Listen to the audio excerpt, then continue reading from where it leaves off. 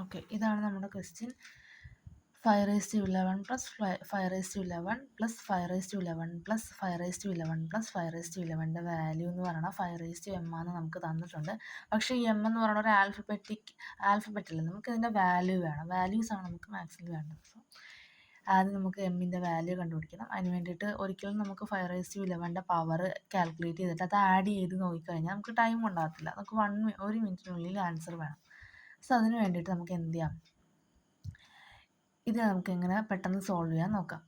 അപ്പം നമുക്ക് എല്ലായിടത്തും കോമൺ ആയിട്ട് 5^11 ആണുള്ളത്.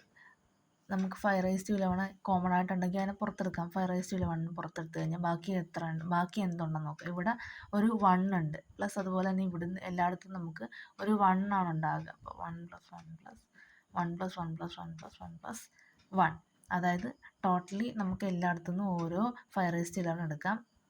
അങ്ങനെ 1 2 3 4 5 ഉണ്ട്. അതുപോലെ തന്നെ 5 1 ഉണ്ട്. ഇതിൻ്റെ വാല്യൂ ആണ് നമുക്ക് 5m തന്നേക്കണം. ഇനി നമുക്ക് ഇതെല്ലാം കൂടി ആഡ് ചെയ്ത് കഴിഞ്ഞാൽ 5^11 ഇൻറ്റു ആണ്, ഇവിടെ ഇൻറ്റു ആണല്ലോ, ഇൻറ്റു 5 ഇത് 1 2 3 4 5, അങ്ങനെ 5^1. 5 ജസ്റ്റ് 5 എന്ന് പറഞ്ഞു കഴിഞ്ഞാൽ 5^1 ആണ്. ഇങ്ങനെ എടുത്തു കഴിഞ്ഞാൽ നമുക്ക് 5m എന്ന് കിട്ടും. ഇനി നമുക്കറിയാം a^m ഇൻറ്റു a^n എന്ന് പറയുന്നത് a^m + n ആണ്. അതേ ഇക്വേഷൻ ഇവിടെ അപ്ലൈ ചെയ്യുക. ബേസ് സെയിം ആണ്, ബേസ് രണ്ടിടത്ത് സെയിം ആകുമ്പോൾ 5^11 + 1 = 5m. 5^12ൻ്റെ വാല്യൂ 5m ആണ്. ബേസ് സെയിം ആണ് രണ്ടിടത്തും. അങ്ങനെയാണ് നമുക്ക് എമ്മിൻ്റെ വാല്യൂ എന്ന് പറയുന്നത് 12 എന്ന് കിട്ടും.